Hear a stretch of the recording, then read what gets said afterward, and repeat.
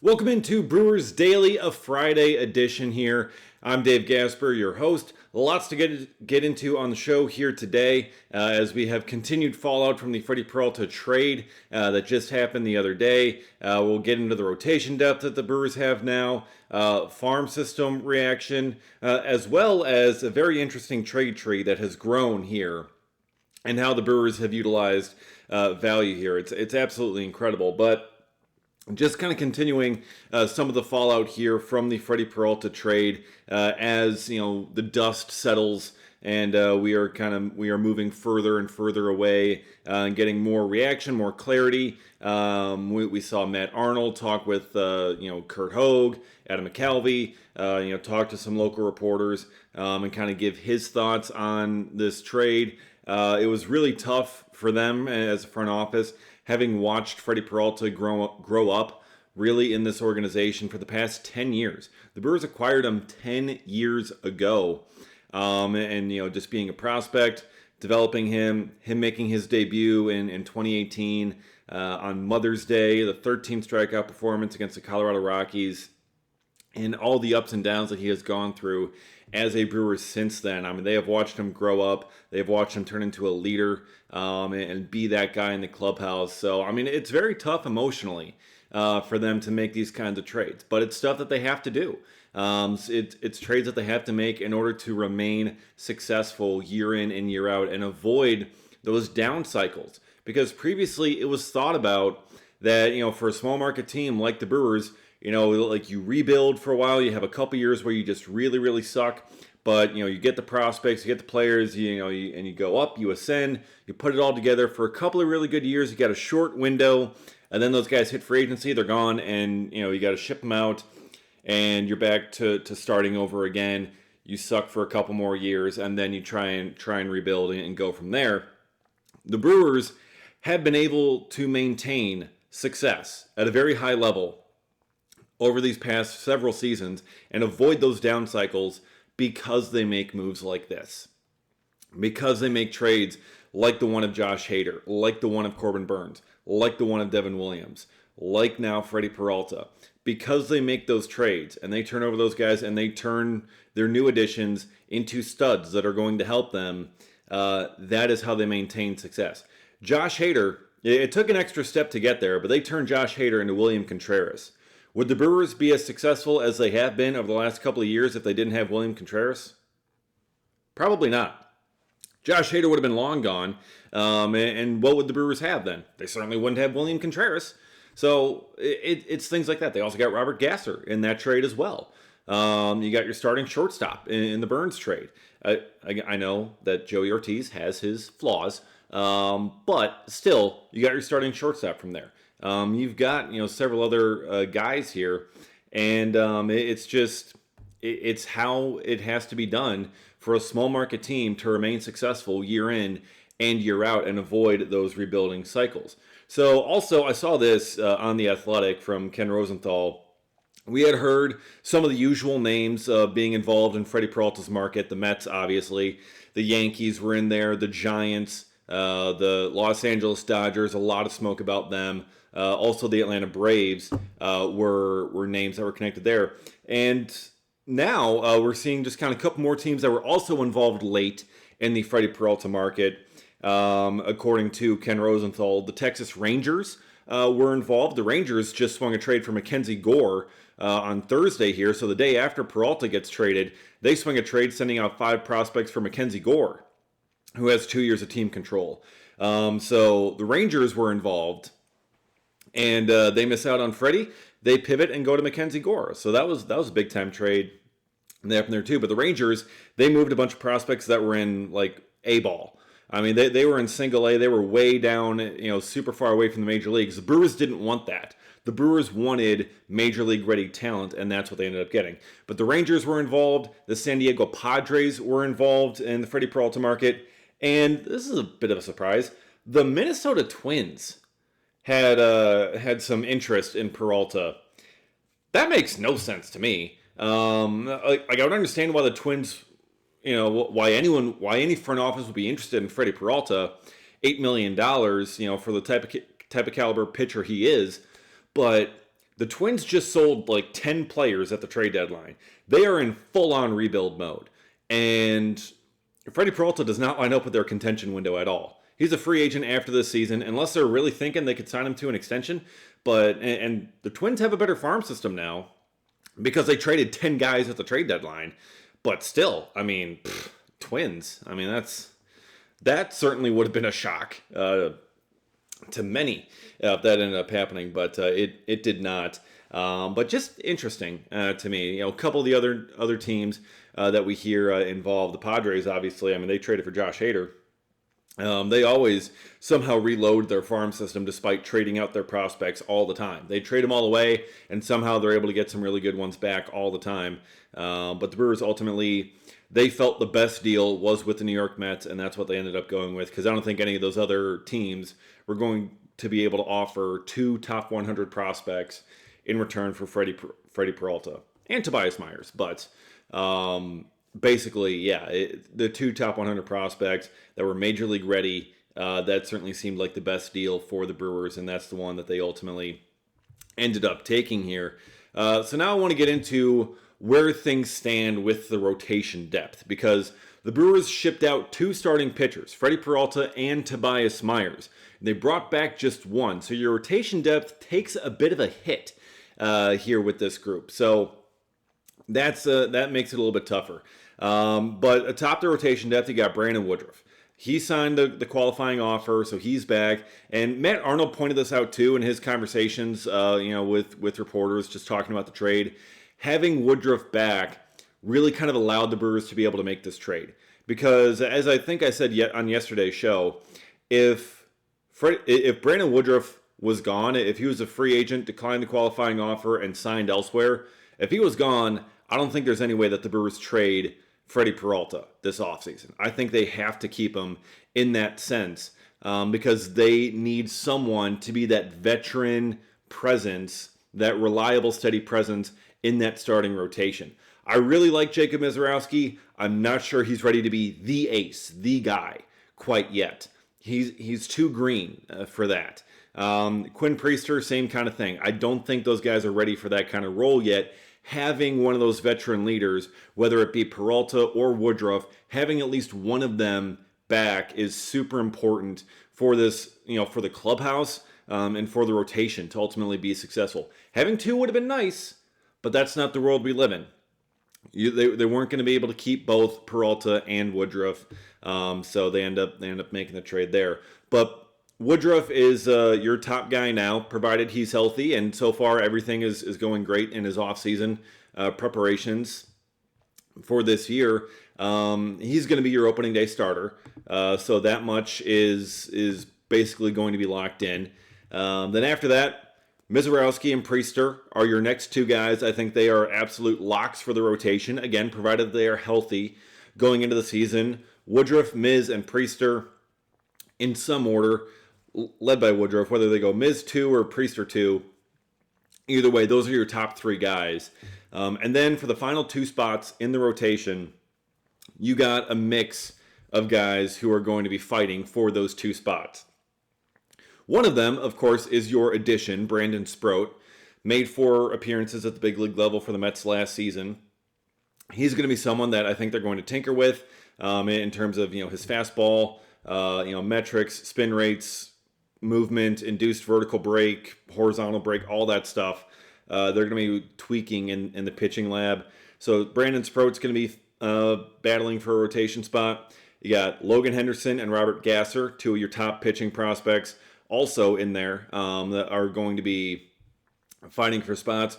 You also got Chad Patrick, who did really, really well last year when he got some extended run at the big league level. You also got your kind of bullpen holdovers, Aaron Ashby and DL Hall, your lefties there, who the Brewers have liked as starters for some time because of injuries, because of whatever else. They haven't been able to have that long-term, that starting rotation look. They've been pushed to the bullpen, injuries and otherwise. So provided that they are healthy, they're going to get a shot, I believe, for the starting rotation. And then also in this mix as well, you're going to have Coleman Crow, also who's added to the 40-man roster. You're going to have Carlos Rodriguez, who's been on the 40-man roster. Those guys are kind of more on the fringe, Coleman Crow and Carlos Rodriguez. I'm more expecting both of those guys to start the season in AAA. But still, they're on the 40-man, so they're going to have a chance to earn a spot. I mean, this is going to be a free and open competition, really, for those final two. It's going to be very competitive. So I think, you got your prospects, Sproat, Gasser, and Henderson. You got your guy coming off a really strong season in Chad Patrick. And you got your bullpen guys that the Brewers are invested in. The Brewers are invested in the success of Aaron Ashby and DL Hall. I mean, they gave Ashby an extension already, a pre-arbitration extension.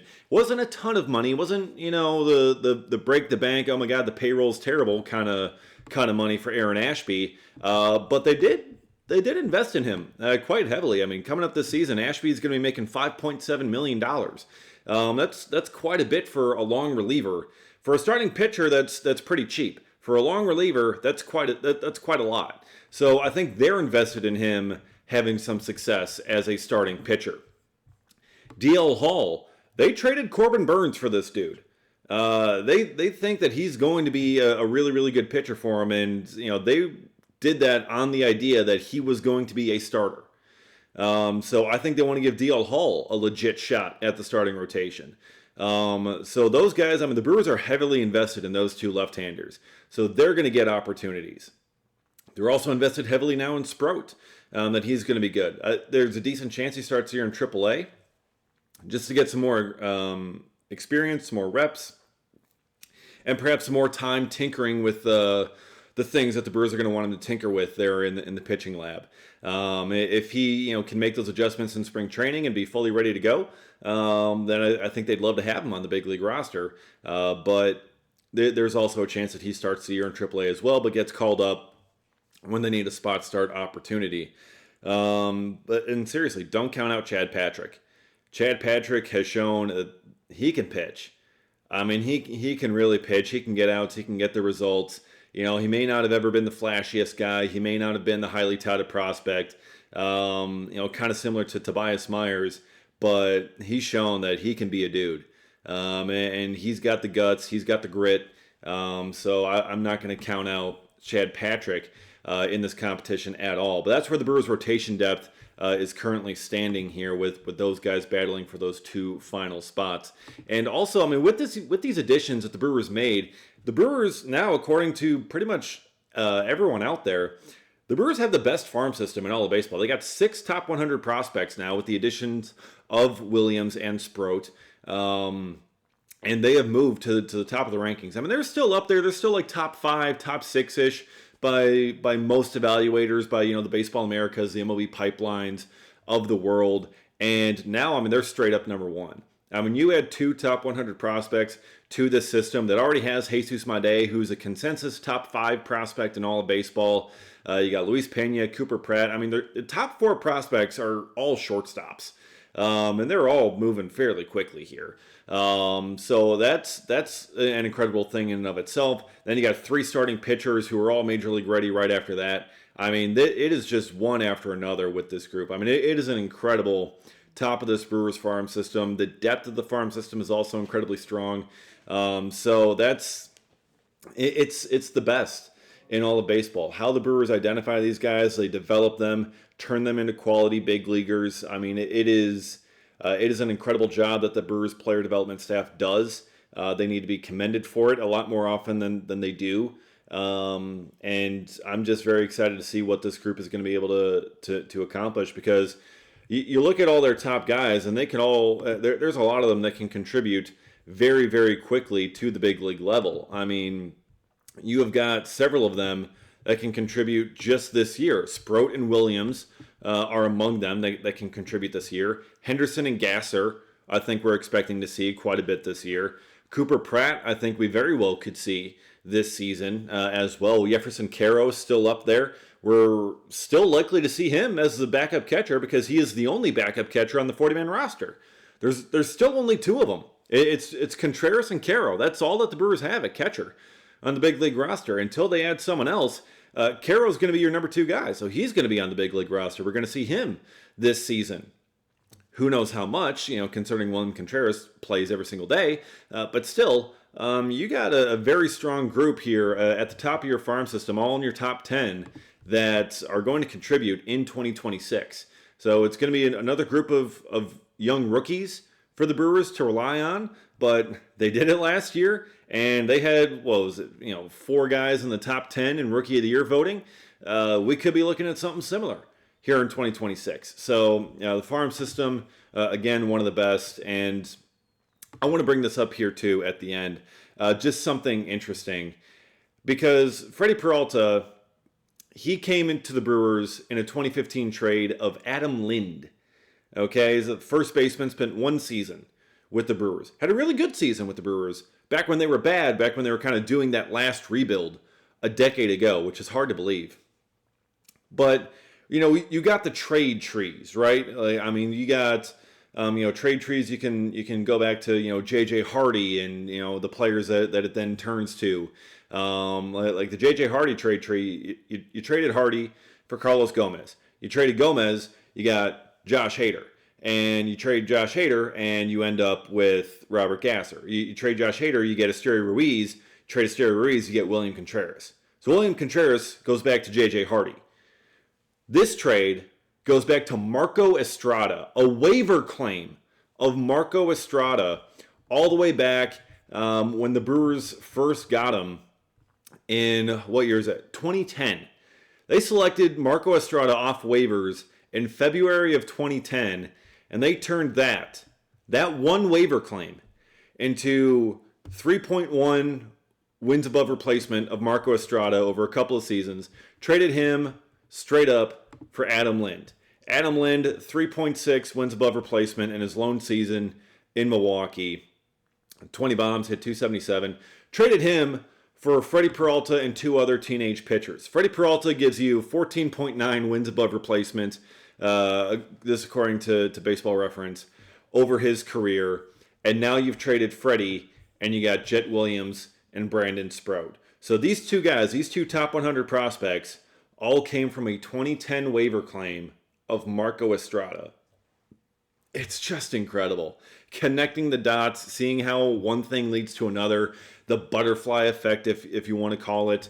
It's just incredible how the Brewers turned that one waiver claim into all these years of success with, not only Lind there, but turn that into the years of success that you have had with Freddy Peralta being a big part of your rotation, and now turning that into 2 guys who could very well be big parts of your success for the next 6 years. It is incredible. The trade tree grows, and who knows, maybe in 5 years when the Brewers trade Brandon Sproat, he'll turn into another couple of prospects, and the trade tree will go even longer, and it'll just go on for decades and decades, because that's how it simply operates. But that's just a little fun fact I wanted to bring up. This trade, these players that the Brewers got, it all circles back to Marco Estrada. And with that, I'd like to thank you for watching and enjoying the show here on Brewers Daily. Follow me on Twitter at dgasper24. And of course, be sure to hit that subscribe button. Get notified every single time a new episode drops throughout the week. Lots are still to be talked about with this Brewers team as we get closer and closer to spring training. As we got the big fallout here from the Freddy Peralta trade. Still more to discuss on that, as we will on upcoming episodes. So again, be sure to subscribe, and we'll see you again next time for another episode of Brewers Daily.